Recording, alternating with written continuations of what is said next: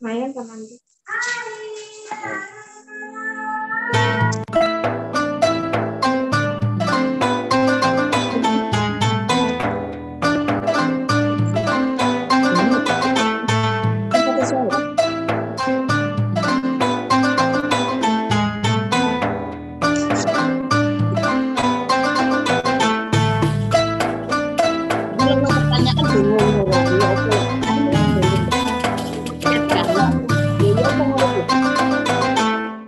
Ini Mor.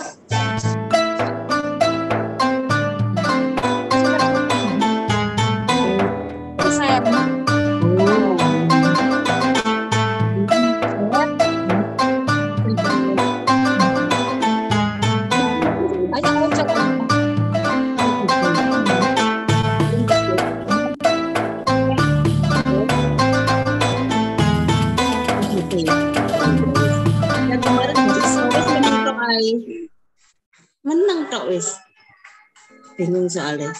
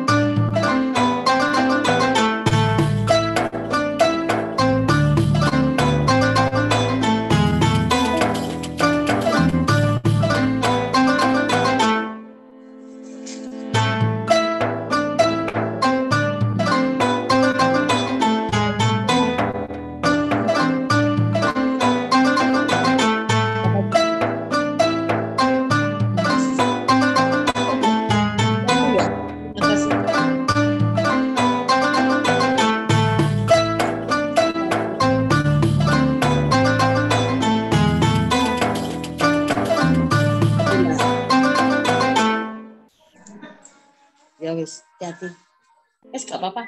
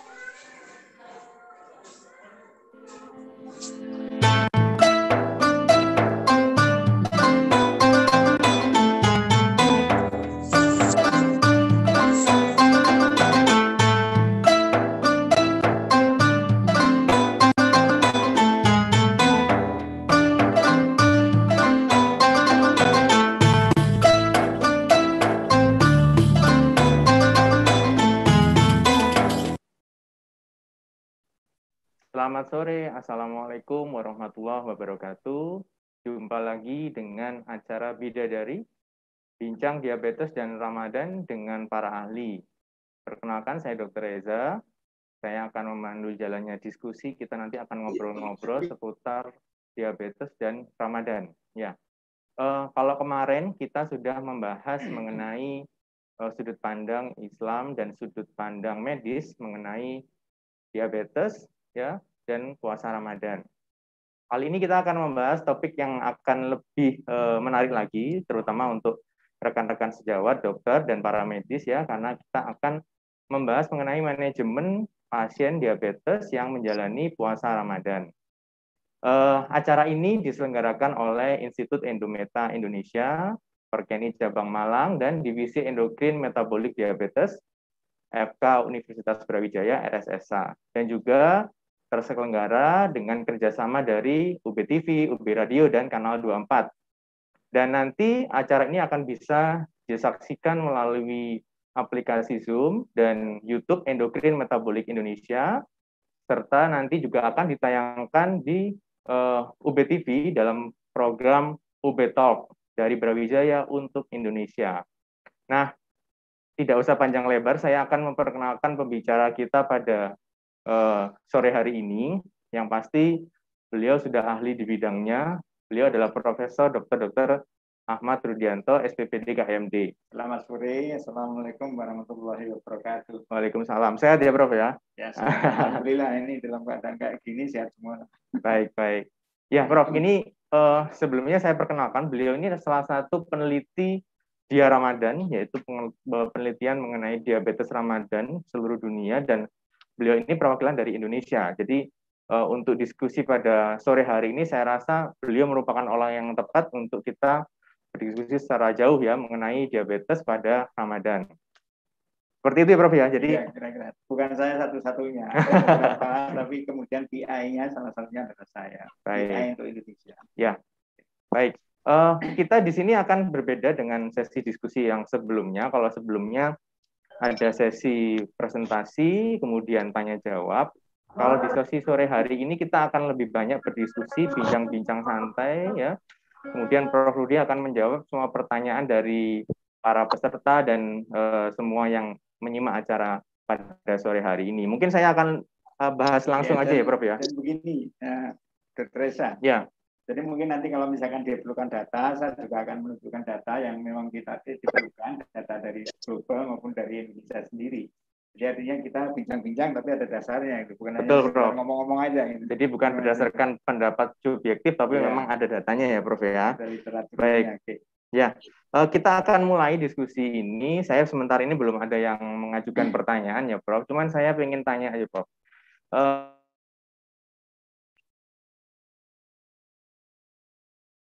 Sesuatunya ya, Prof. ya. Nah, kira-kira langkah awal apa sih, Prof, yang perlu diketahui oleh dokter dan tenaga medis untuk manajemen pasien pada saat Ramadan ini, Prof? Ya, jadi pertama begini, puasa sendiri itu merupakan problem kesehatan, ya, merupakan problem kesehatan. Kemudian ketika pasien diabetes menjalani ibadah puasa, maka akan banyak terjadi perubahan. Banyak terjadi perubahan. Kita lihat aja jadwal makan berubah. Mungkin pola makannya juga berubah. Sejawat sekalian tahulah, kalau misalkan orang Indonesia berpuasa, kadang-kadang ketika berbuka itu seolah-olah balas dendam ya, sehingga kemudian mengacaukan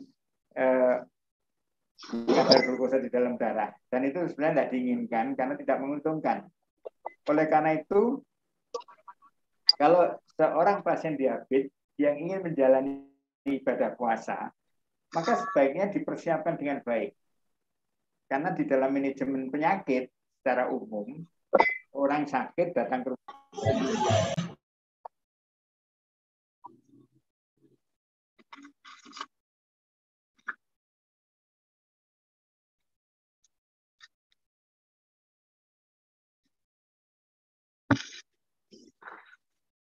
Nah, itulah alasannya kenapa kemudian harus kita persiapkan. Lalu bagaimana mempersiapkannya? Saya sekalian kan tahu ya,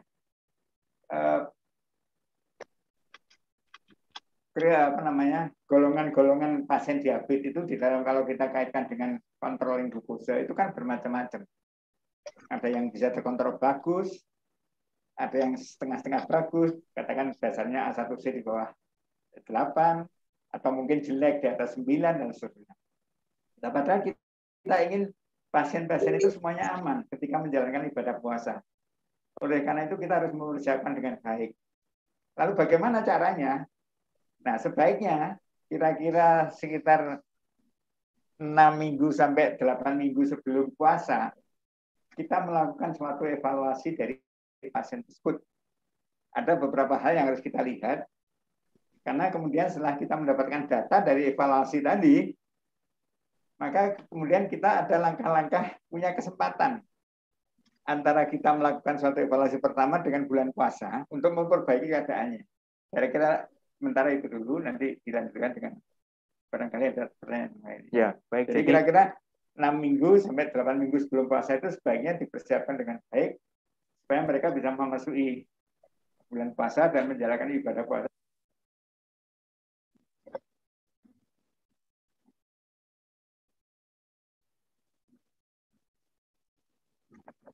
Hal-hal yang perlu diperbaiki, waktu 6 sampai 8 minggu tadi itu merupakan waktu yang ideal untuk merubah dan mempersiapkan ya Prof ya, untuk menjalani puasa nanti. Baik.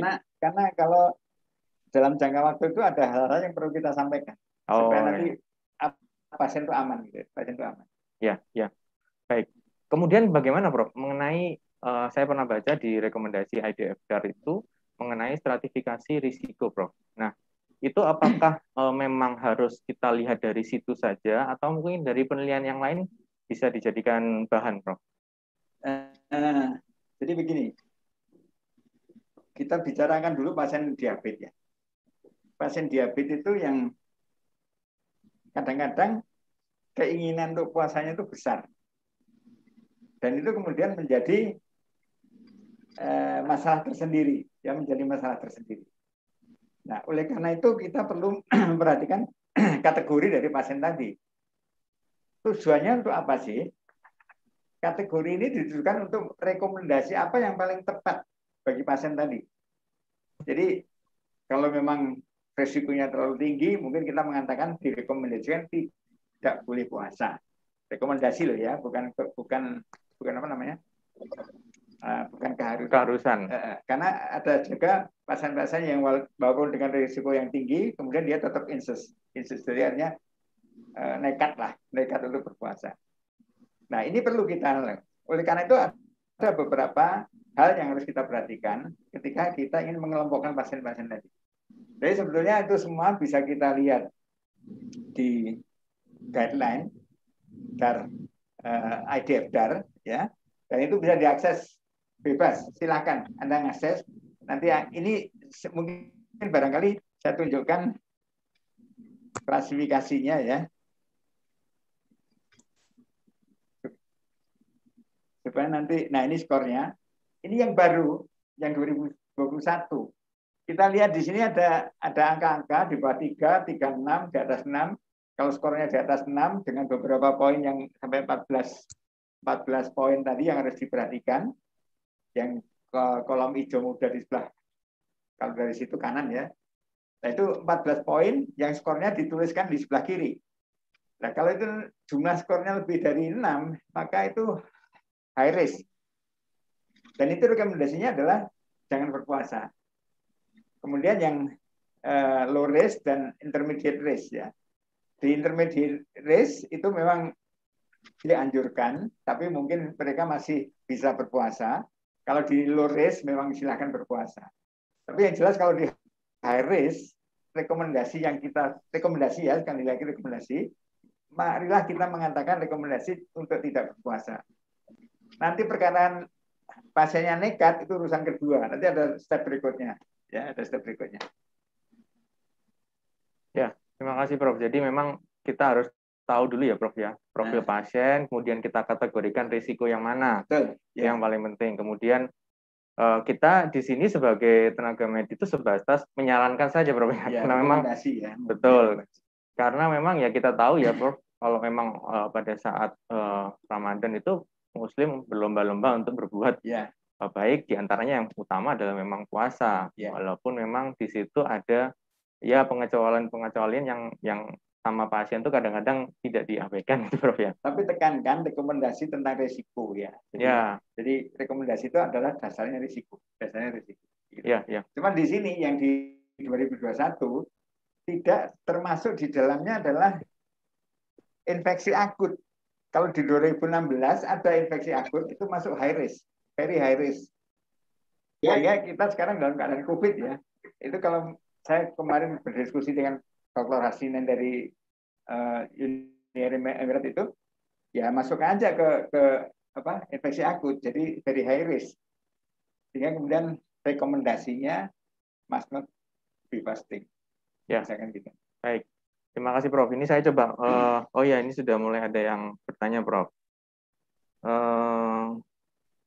Dari Ida dari Medan. Jadi yang bersangkutan bertanya mengenai perencanaan nutrisi, Prof. Perencanaan nutrisi bagi pasien diabetes yang menjalankan puasa Ramadan itu apa yang bisa kita lakukan di awal tadi? Kalau tadi Prof sebutkan kan 6-8 minggu ya, Prof. Nah, bagaimana dengan perubahan diet atau mungkin perencanaan nutrisinya, Prof? Jadi gini, ketika katakan 8 minggu ya, 2 bulan ya, kita identifikasi pasien tadi jelek, controllingnya jelek.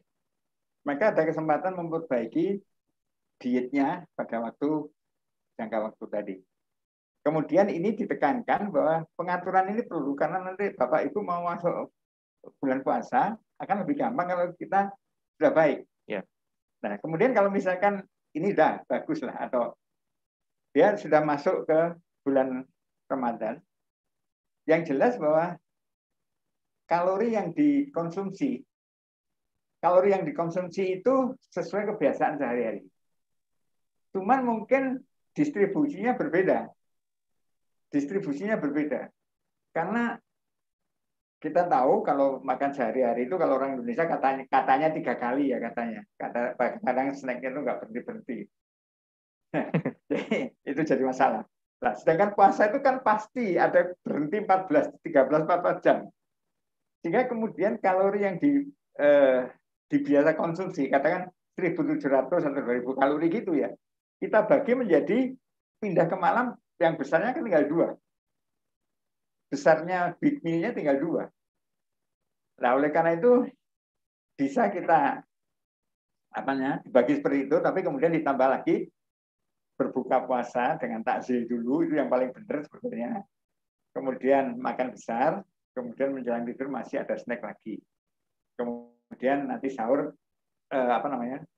selesai sahur ada waktu misalkan sebelum imsak, itu ada snack lagi. Jadi terbagi seperti itu.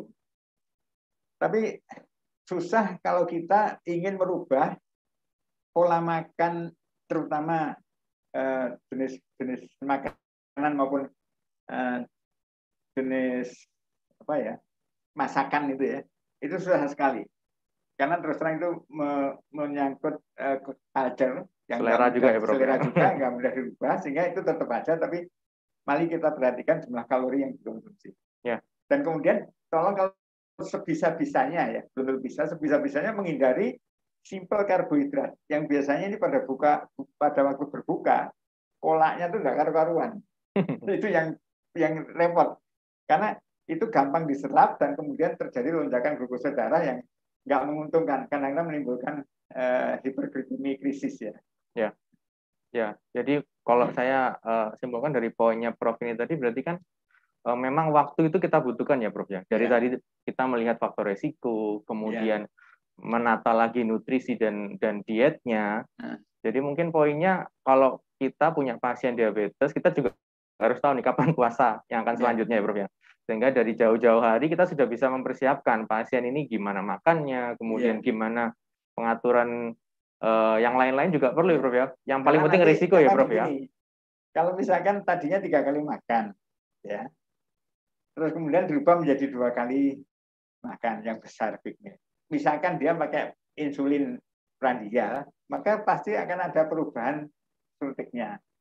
Jadi itu sangat penting sekali ketika kita mau masuk puasa itu sudah mempersiapkan dengan baik, sehingga kemudian pasien pun jadi lebih gampang untuk bisa mengikuti program yang kita menyesuaikan tadi. Ya. Baik, tadi menyambung yang Prof sampaikan mengenai suntikan insulin ya Prof ya. Sebenarnya gimana sih Prof prinsipnya? Jadi kan kalau pasien diabetes yang akan menjalani puasa Ramadan itu kan pasti akan ada penyesuaian ya, mungkin dari segi dosis, cara minumnya, kemudian waktunya. Nah, kira-kira apa ya kiat-kiat yang mudah dipahami untuk rekan-rekan sejawat sekalian ya Prof. Kira-kira bagaimana cara mengkombinasi atau merubah dosis obat itu prinsipnya seperti apa Prof? Kita insulin atau obat? Beda ya Prof ya. Jadi beda, insulin sendiri beda. Prof, obat beda, sendiri Prof ya. sendiri. Mungkin kalau obat dulu gimana Prof? Obat dulu ya kita dulu. Yang sering yang banyak beredar di kita itu adalah metformin dan sulfonylurea, itu yang paling banyak. Betul. Data-data diabetes juga mengatakan paling tinggi metformin, kemudian keduanya adalah sulfonylurea. Lalu bagaimana kalau ini misalkan menggunakan dua obat ini dan dia dari tidak puasa menjadi berpuasa dalam kurun waktu yang cukup lama. Kalau puasanya Senin Kamis mungkin tidak terlalu banyak perubahan, tapi karena ini dalam waktu 28 sampai 30 hari, maka harus ditata. Nah, kita ngomong satu-satu. Apa sih yang kita perhatikan pada setiap obat itu? Kemungkinan menimbulkan hipoglikemi, itu nomor satu. Jadi obat-obat yang menimbulkan hipoglikemi, maka kemudian adjusting dose, adjusting time itu harus dilakukan. Sambil contoh misalkan sulfonylurea aja ya. Sulfonylurea itu tadi saya katakan 2 bulan sebelumnya biasa menggunakan glibenclamid misalkan. Glibenclamid kita tahu potensi hipoglikemia tinggi. Mungkin kita masih punya waktu untuk ganti misalkan yang second generation yang lebih aman. Misalkan glimepiride, glikasid dan seterusnya. Tapi kalau tidak mungkin, atau istilah ini sudah masuk ke bulan puasa, maka kemudian waktu minumnya berubah. Biasanya sebelum sarapan. Maka kemudian ini minumnya kalau sekali, misalkan obatnya ini diminum sekali, maka dia pindah ke sebelum buka. Jadi ketika azan, minum itu takjil, baru nanti makan besar. Baru makan besar. Itu nomor tentang waktu. Lalu kalau misalkan dia minum 2 kali, waktunya gimana?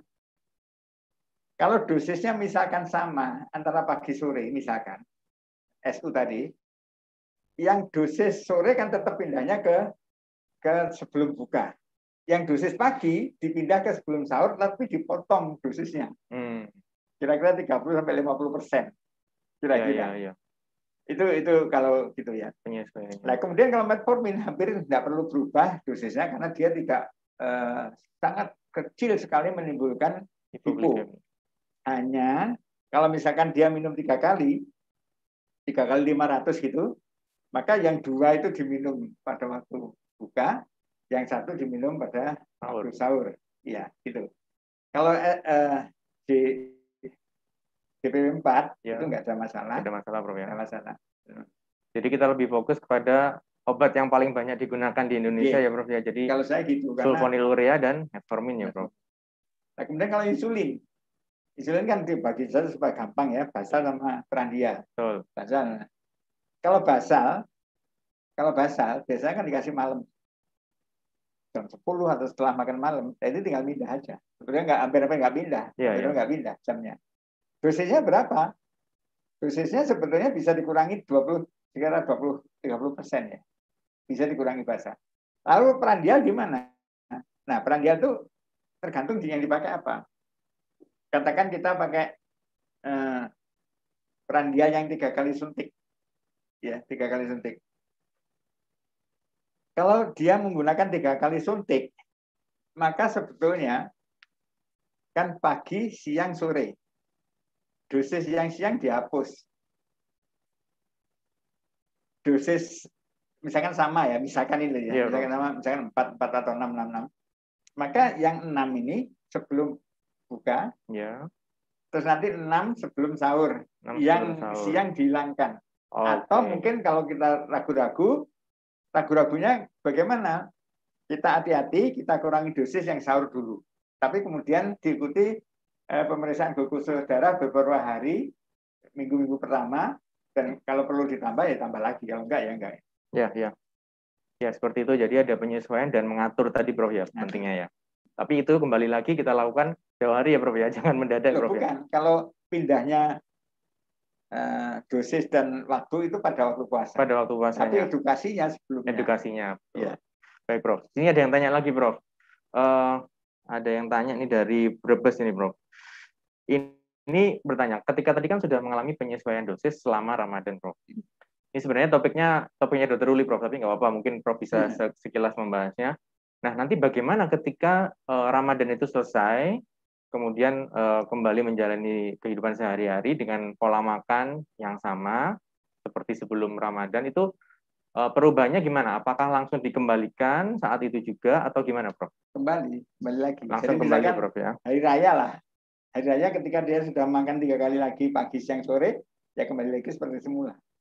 Tapi jangan lupa yang penting adalah kita tetap mengendalikan glukosa darah ketika baik kita di dalam puasa maupun setelah puasa. Nah, di dalam puasa itu sebaiknya gimana kita melakukan suatu pemantauan. Yang dianjurkan pertama kali, terutama minggu-minggu pertama, itu beberapa kali pemeriksaan. Bahkan ada yang di literatur disebutkan di sini sampai 7 kali pemeriksaan. Saya tidak tahu apa kelihatan nggak di sini nanti ya. Kira-kira sampai 7 kali pemeriksaan. Jadi untuk apa? Untuk menilai apakah adjusting dose yang kita lakukan itu sudah sesuai belum. Sehingga kita masih bisa untuk memperbaiki. Tapi rata-rata kita tidak terlalu agresif di dalam, misalkan masih tinggi kita terlalu agresif meningkatkan dosis kembali seperti itu, tidak. Tapi yang jelas untuk pemantauan. Nah, kalau sudah stabil, maka kemudian pemeriksaan itu bisa beberapa hari 1 kali atau 2 kali itu aja. Jadi yang terutama hari pertama puasa itu perlu untuk apa? Untuk menilai pola glukosa darah dan pola terapi kita sudah sesuai atau belum. Baik, terima kasih, Prof.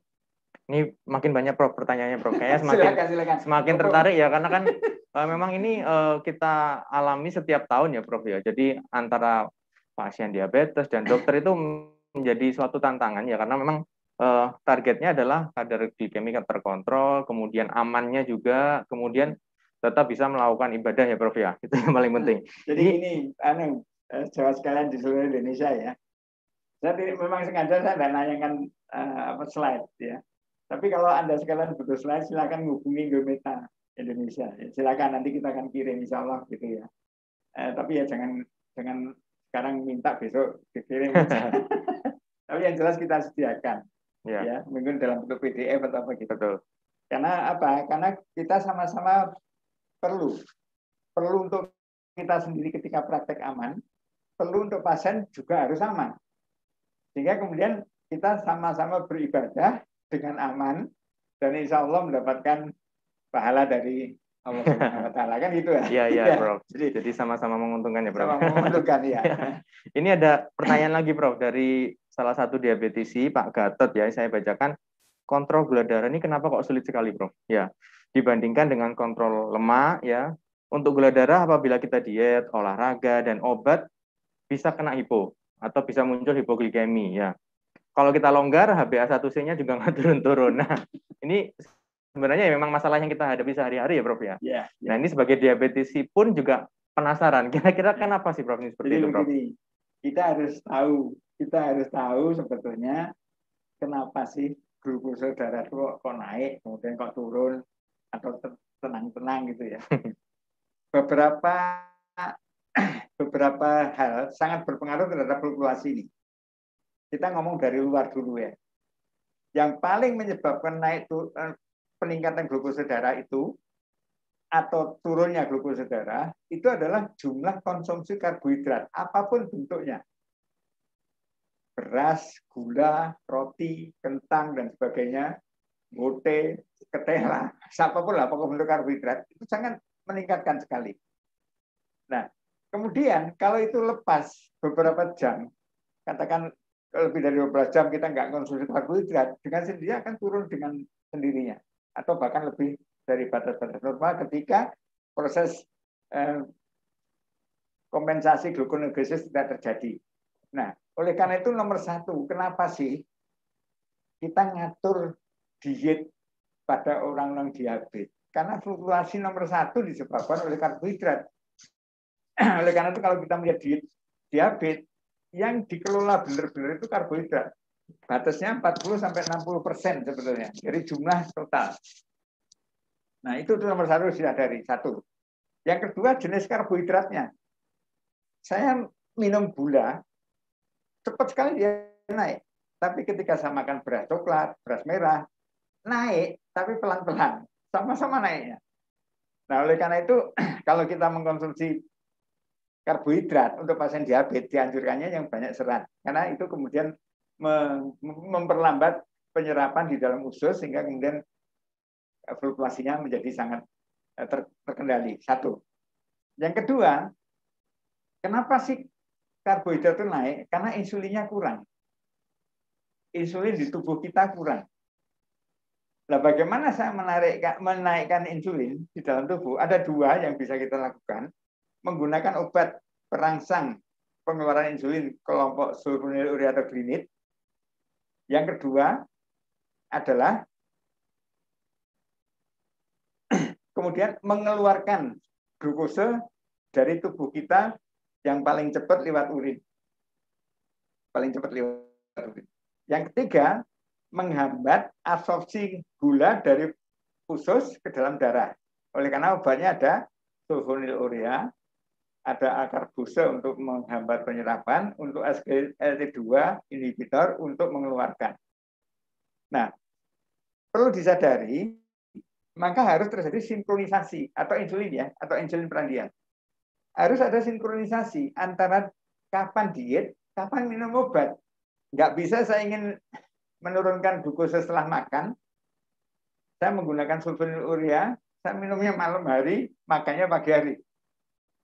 Atau saya menggunakan insulin, ingin menahan glukosa darah peningkatan setelah makan siang hari, saya nyuntiknya prandial pagi hari. Nah, oleh karena itu, perlu sekali sinkronisasi ini.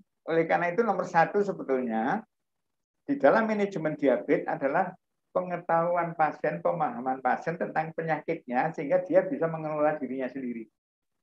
Karena harus ada kesesuaian antara diet, obat, olahraga, ya macam-macam lah. Ya, terima kasih, Apalagi Prof. nanti kalau puasa ya. Iya, lebih kompleks lagi ya, Prof ya. Ya. Jadi kalau saya simpulkan ya mungkin Pak Gatot ini sudah mengikuti acara kita sejak kemarin juga, Prof. Jadi aktif beliau. Memang terima kasih Pak Gatot. Terima kasih Pak Gatot ya. Ini seri kok. Iya. Jadi memang yang harus kita ketahui bahwa memang penyebab hiperglikemi itu ada faktor eksternal dan internal, dan itulah yang nantinya harus selaras dan seimbang ya, Prof ya. Jadi ada beberapa kiat-kiat yang intinya tadi adalah dua hal itu tadi yang harus kita kelola ya, Prof ya. Ya, baik. Ini makin banyak pertanyaannya. Ini yang rata-rata menanyakan tentang obat tadi, Prof. Yang OAD tadi, penyesuaian obatnya saya rasa sudah dijelaskan oleh Prof. Rudi tadi dengan sangat jelas tadi, prinsip-prinsipnya mengenai insulin juga. Kemudian ada yang tanya lagi dari Prof. Bumulih, Prof. Ini jauh-jauh ya? Ya, jauh-jauh, Prof. Karena ini seluruh Indonesia, Prof. Seluruh Indonesia. Jadi karena dengan kita membuka diskusi secara online ini, jadi banyak yang bisa mengakses. Ini bertanya, kira-kira untuk pasien yang kontrol glikemik dan makannya kurang bagus, insulin jenis apa, Prof, yang baik untuk pasien ketika nanti menjalani puasa Ramadan, Prof? Ya, pertama harus dipahami dulu ya. Tadi saya katakan ada insulin basal, ada insulin prandial. Insulin basal itu untuk apa sih? Sebenarnya secara kasar untuk mengendalikan glukosa basal. Kapan glukosa basal diidentifikasi? Pada waktu puasa. Jadi seolah-olah insulin basal itu digunakan untuk mengendalikan glukosa puasa. Yang kedua, insulin yang digunakan untuk menahan peningkatan glukosa darah setelah makan, yang kita sebut insulin prandial. Itu banyak. Ada human, ada analog, ya. Ada atrapid, ada novorapid, ada apida, udah macam-macam lah. Oke. Kita harus tahu ini dulu. Kenapa kok kita harus tahu ini dulu? Karena terus terang, sekresi endogen di dalam tubuh kita itu ya dua ini. sekresi insulin dari beta pankreas ketika habis makan, maka keluarlah insulin prandial supaya glukosa tidak naik. Tetapi kemudian ketika kita malam hari tidak makan, glukosa darah turun, butuh glukosa darah, ada proses gluconeogenesis dari hati, sehingga tetap saja dikeluarkan glukosa ke dalam peredaran darah. Itu kemudian supaya tidak terlalu naik, digunakanlah insulin basal. Nah, sekarang tinggal ketika pasien kita tuh kita hadapi, mana yang jadi masalah? Fasting, prandial. Oke, sekarang kalau kita sudah bisa mengendalikan. Jadi kalau misalkan fastingnya sudah bagus di bawah 130 ya, misalkan 2 jamnya masih 250, mungkin kita perlu nambah prandialnya kan. Tapi kalau kemudian jarak antara fasting dengan prandial itu di bawah 50 misalkan, ini secara umum ya, maka kemudian 2 jamnya masih tinggi, maka yang kita turunkan fastingnya aja, nanti prandialnya ikut turun. Ya, ikut turun. Nah, ketika masuk puasa, sebaiknya waktu 2 bulan digunakan untuk memperbaiki ini. Nah, sehingga kemudian ketika masuk puasa, tadi saya katakan, kalau dia butuhnya cuma basal aja, mungkin tidak perlu dirubah, cuma tempatnya aja, waktunya dirubah. Ya, dan kalau mau ragu-ragu dikurangi dah sedikit, 20% misalkan gitu. Tapi kalau dia basal terus prandial, ya sebelum puasa, maka basalnya dipindah ke tempatnya kan, jamnya ya. Prandialnya tadi saya katakan, kalau tadinya 3 kali, nyuntiknya tinggal 2 kali.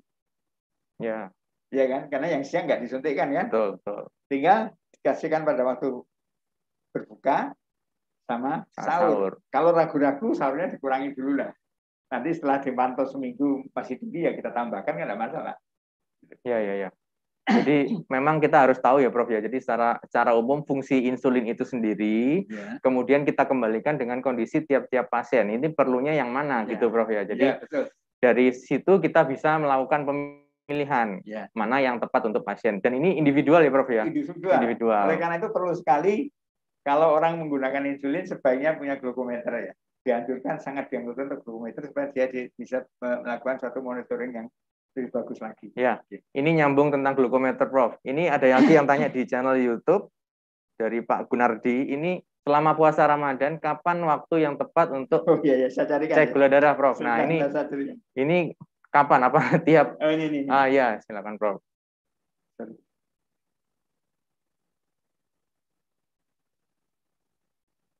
Bentar, Pak, ya, sebentar. Sebelumnya tadi, Prof. Keliru saya. Reviews. Yang saya pencet keliru, mohon maaf. Ini kita lihat sekarang di sini ya. Maka kemudian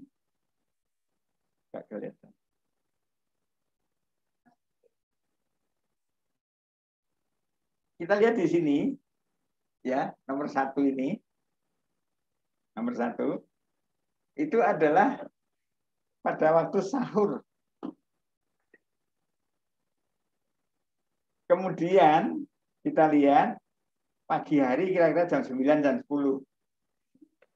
Kenapa kok begini? Kenapa kok jam 9 jam 10? Ini ya minggu-minggu pertama ya. Jadi artinya hari-hari pertama ketika berpuasa. Karena begini, kalau jam 10 itu sudah rendah, kita tahu hipoglikemi itu di bawah 70.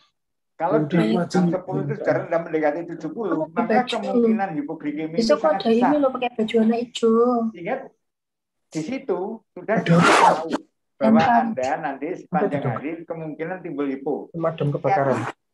Atau kalau enggak, dibuka dulu membatalkan puasa. Tapi yang jelas ini untuk safety pasien. Kemudian yang kedua pada waktu siang hari sama. Nah kemudian dari suatu survei glukosa darah kita lihat ini ya pada waktu diabetes dan berpuasa kita lihat itu paling rendah itu sekitar jam 4 sore. Jam 4 sore ini yang paling rendah ini, Oleh karena itu jam 4 sore perlu dicek. Karena resiko hiponya itu paling besar. Nah, kemudian berbuka. Kemudian setelah berbuka dicek kenapa. Itu lagi yang awal-awal sudah saya sebutkan bahwa orang-orang kita itu setengahnya balas dendam. Apalagi kalau dengan konsumsi karbohidrat sederhana yang tinggi, sangat mungkin akan tinggi sekali dan itu bisa memicu krisis hiperglikemi. Itu. Makanya perlu di suatu dicek di situ ya. Di sini. Nah, ini kemudian tengah malam. Nah, itu yang apa namanya? Hari-hari pertama puasa. Tapi setelah itu enggak. Setelah itu yang penting adalah jam 4 sore, jam 9 pagi itu yang paling penting untuk menghindarkan hipo. Lalu untuk menghindarkan krisis hiperglikemi setelah berbuka. Ya. Jadi gitu. Ya, saya rasa cukup jelas ya penjelasan dari Prof. Dwi. Jadi memang berarti kalau bisa disimpulkan pasien-pasien yang akan menjalani puasa Ramadan ini minimal harus punya ya Prof ya untuk bisa memantau ya paling enggak ya Prof ya. Kalau misalkan terpaksa nggak punya kan orang nggak bisa paksa harus punya. Kalau misalkan terpaksa nggak bisa beli misalkan gitu, maka kita ajari mereka tanda-tanda hipo. Betul. Satu, yang kedua tanda-tanda hiper. Dua itu harus kita ajarkan, makanya ada edukasi sebelum puasa. Tanda hipo itu apa saja, tanda hiper apa saja, sehingga kemudian misalkan habis berbuka, kemudian kencing terus segala macam, terus kemudian segala macam, itu mungkin sangat tinggi, dan itu sebaiknya berkonsultasi dengan tenaga kesehatan. Baik. Ya, sekarang saya nyambung lagi yang tadi Prof sampaikan tadi Prof mengenai hipoglikemi ya Prof ya, dan juga mungkin hiper. Nah, ini kan salah satu dari komplikasi yang bisa terjadi saat pasien diabetes tetap menjalankan puasa Ramadan. Nah, kira-kira apa sih Prof bahayanya, kemudian kira-kira kiat-kiat dalam tata laksananya, misalnya dalam kondisi emergensi itu seperti apa Prof? Secara umum untuk pasien dulu ya, untuk pasien dulu. Untuk menghindari hiperglikemi yang gini, puasa itu menimbulkan dehidrasi, itu nomor satu, dan itu bisa mendorong trombosis. Oke, bisa mendorong ke AD. Ya. Nah, oleh karena itu salah satu edukasinya itu konsumsi cairan seberapa banyak, paling nggak 1,5 liter lah. Itu kira-kira ya untuk praktisnya aja. Nah, kemudian tadi apa yang kedua yang ditanyakan? Hiperglikemi dan hipoglikemi, kemudian tata laksananya, Prof. Nah, kalau ini Anda sejawat itu suatu melakukan edukasi pada pasien, maka kalau terjadi siang hari, hidrasi harus Anda lakukan. Demikian juga kalau terjadi hiperglikemi krisis, nomor 1 hidrasi.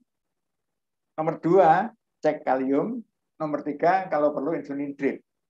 Kalau Anda ngasihkan insulin subkutan, mungkin tidak perlu cek kalium dulu, nggak apa-apa. Ya. Tapi kalau Anda ingin melakukan suatu insulin drip, cek kalium. Lalu kalau hipo gimana? Kalau hipo kita bagi 2 aja supaya gampang. Yang masih ringan, yang masih dikatakan pasien bisa nolong dirinya sendiri, maka dianjurkan segera mengkonsumsi karbohidrat sederhana, gula misalkan, 15 gram. 15 gram. Kemudian dicek 1/4 jam kemudian. Kalau dia tidak punya glukometer, betul. Tanda-tanda hilang nggak? Tetap ada, Prof ya. Kalau tetap, maka kemudian ditambah lagi 15 gram. Gitu. Iya. Nah, tapi kemudian berikutnya karena dia tidak punya glukometer, tetap aware siap-siap tanda-tanda hipoglikemi muncul lagi. Apalagi kalau misalkan dia sahurnya menggunakan sulfonylurea jangka panjang misalkan gitu. Betul. Gitu. Nah, kemudian kalau ini orangnya butuh pertolongan, nggak bisa nolong diri sendiri, maka kemudian kita pasang D.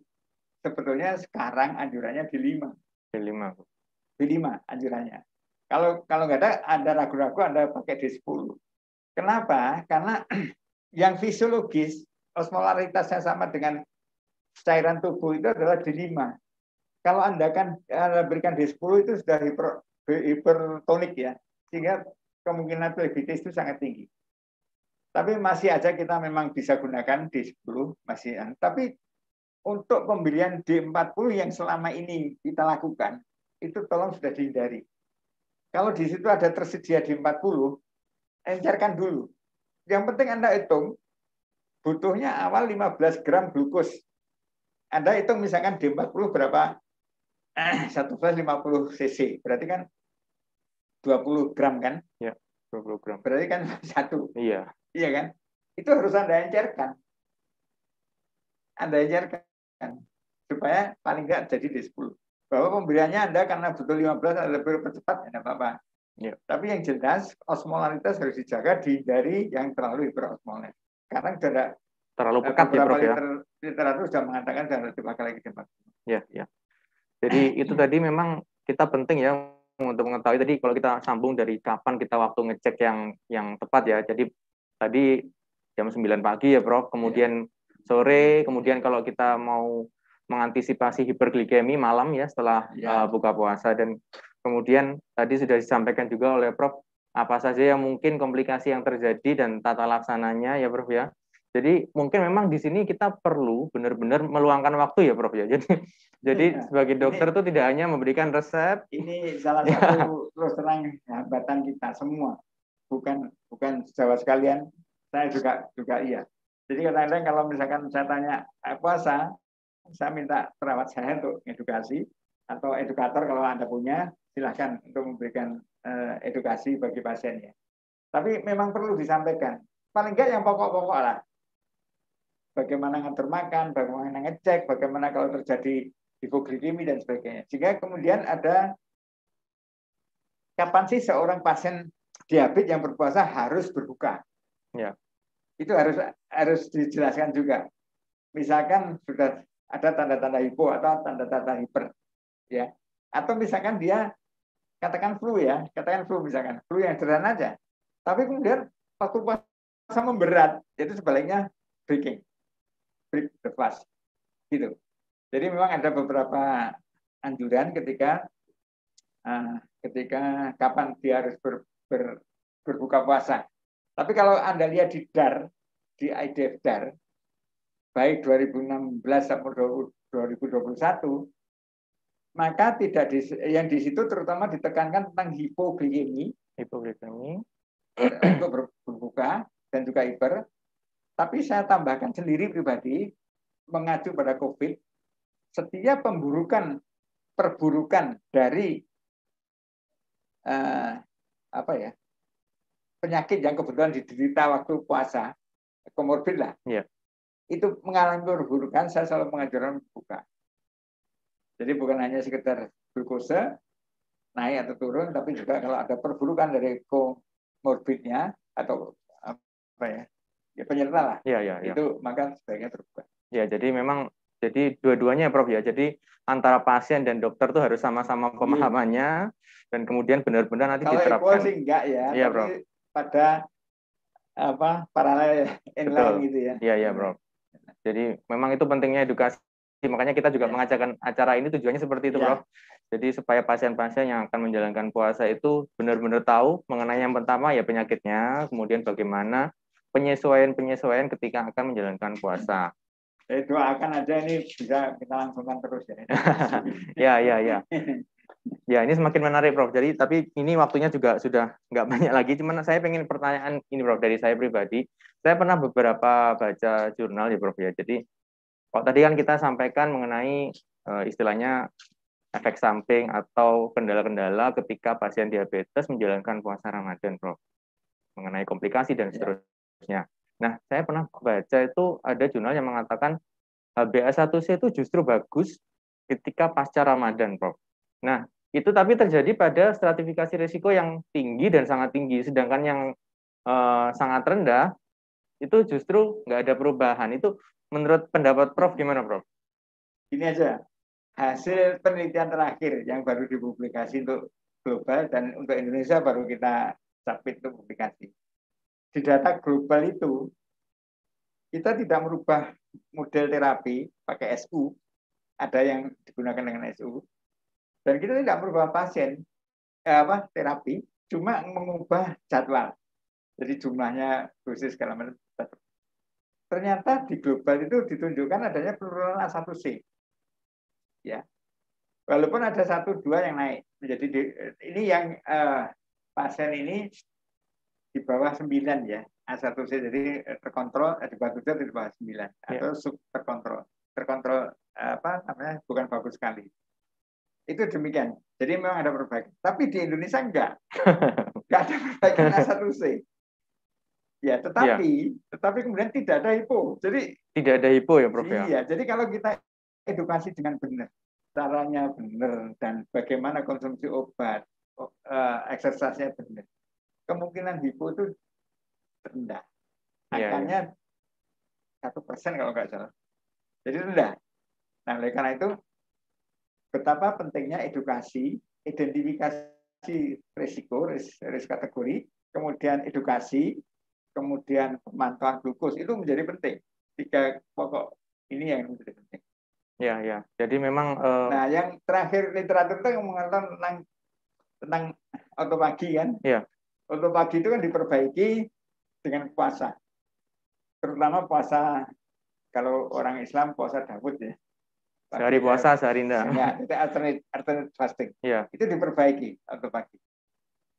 Memang secara banyak laporan tentang hal itu, tetapi evidence untuk fasting Ramadan belum. Belum, Prof ya. Jadi ini terbuka untuk penelitian juga. Ya, maka untuk pada fasting Ramadan selama 30 hari itu memperbaiki enggak? Iya. Ini terbuka. Iya, makanya ini hal yang menarik, Prof ya. Dari sisi memang klinis, dari sisi juga secara akademis juga menarik untuk kita bicarakan dan diskusikan lebih lanjut ya, Prof ya.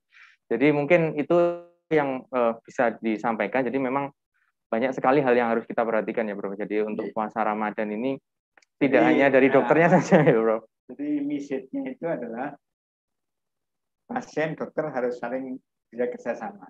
Betul. Untuk safety ya, masalah safety. Yang kedua, ada persiapan sebelumnya.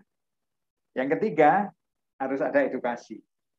Oke? Ya. Untuk menjalani ibadah puasa yang aman dan bahkan menguntungkan. Yang berikutnya adalah bagaimana monitoring yang bagus. Berikutnya kapan dia harus berbuka puasa kalau terjadi sesuatu. Ya. Jangan ngotot saya harus tetap puasa, ujung-ujungnya menjadi masalah ya untuk kesehatan. Jadi kalau memang ada hal-hal tertentu yang harus kita perhatikan dan itu muncul, ya kan kita bisa ganti di hari lain. Ya. Ya, kalau nggak bisa kuat banget, betul nggak kuat bisa pijah. Ya. Tapi yang jelas kita bisa ganti. Tapi ya itulah karena kita memburu safety-nya ya. Ya. Jadi tadi kalau yang Prof sampaikan tadi, memang di Indonesia A1-nya tidak membaik, tapi safety-nya ya tidak terjadi hipoglikemi. Itu juga merupakan salah satu poin ya, Prof ya. Karena yang paling penting untuk pasien-pasien diabetes itu ya tidak terjadi hipo pada saat. Iya, tapi itu pada kelompok yang A1C di bawah 9 ya. Oh iya. Jadi bukan yang buruk sekali. Ya, jadi memang hasil penelitian juga bervariasi dan kita juga tetap harus banyak belajar lagi ya, Prof ya, untuk bisa benar-benar memperlakukan dan manajemen pasien lebih baik lagi, dan yang paling utama safety tadi ya, Prof ya. Ya baik, mungkin itu dari Prof Rudi yang bisa disampaikan, dan karena waktu juga saya rasa kita sudah banyak mendapatkan asupan ya untuk persiapan Ramadan tahun ini yang kurang lebih kalau nggak salah 2 minggu lagi ya, Prof ya. Kita sudah mulai puasa Ramadan, jadi untuk rekan-rekan sejawat yang sudah mendapatkan penjelasan dari Prof Rudi tadi, mungkin sudah bisa melakukan edukasi lebih baik lagi, walaupun ini ya sekitar 2 minggu, tapi nggak apa-apa lah, paling nggak daripada terlambat, karena idealnya tadi kan 6-8 minggu ya, Prof ya. Jadi itu pesannya. Kemudian yang paling penting libatkan pasien ya, mengetahui penyakitnya, mengetahui komplikasinya, dan tata laksana daruratnya itu apa. Ya seperti itu, karena memang puasa ini juga diwajibkan, tapi juga ada pengecualian untuk orang-orang yang menderita kondisi-kondisi tertentu. Seperti itu ya, Prof ya? Iya. Ya, kemudian saya terima kasih sekali lagi rekan-rekan sejawat sudah ikut dalam acara ini. Kita minggu depan masih banyak topik-topik yang menarik sampai tanggal 30 April setiap hari Jumat jam 1 siang. Khusus untuk Ramadan. Khusus untuk Ramadan aja. Jadi dilanjutkan topik lain. Ya, jadi nanti kita akan tetap membuka sharing seperti ini ya, Prof ya. Jadi lebih enak rekan-rekan sejawat atau mungkin para diabetisi atau mungkin masyarakat umum, silahkan bisa gabung di channel kita Endokrin Metabolik Indonesia. Nanti akan kita update terus informasi-informasi terbaru ya dari yang akan kita sampaikan, topik-topik yang tentunya menarik, yang mungkin muncul di masyarakat terkait masalah kesehatan, kita akan bahas dengan ahlinya. Saya terima kasih sekali lagi juga acara ini terselenggara dengan kerjasama dari UB TV, UB Radio, dan juga Kanal 24, dan jangan lupa masih bisa disaksikan di UB TV di program UB Talk dengan tagline-nya dari Brawijaya untuk Indonesia. Sekian dari saya, terima kasih sekali lagi Prof. Rudi. Terima kasih, sampai ketemu di lain kesempatan. Dan kembali lagi saya ingatkan bahwa ini adalah serial, jadi monggo silakan kita bersama-sama membangun negeri ini untuk kesejahteraan bersama. Ya, oke. Terima kasih sekali lagi Prof. Rudi, semoga sehat selalu, kita jumpa di kesempatan yang lain. Terima kasih, saya akhiri, mohon maaf kalau ada kesalahan. Saya akhiri, selamat sore, Assalamualaikum warahmatullahi wabarakatuh. Waalaikumsalam.